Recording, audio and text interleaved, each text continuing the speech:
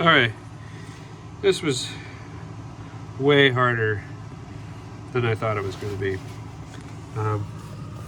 We ended up having to cut and bend this metal up so that I could get this in place. I taped off most everything so it didn't get too scratched up. I did lose some paint though.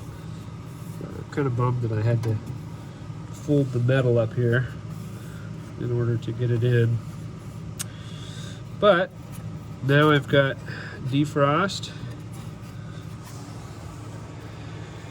there, and got another outlet over here.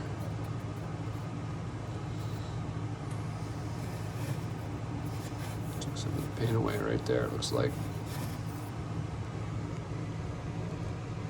Went down to bare metal. But now I just gotta wire it up and try it out.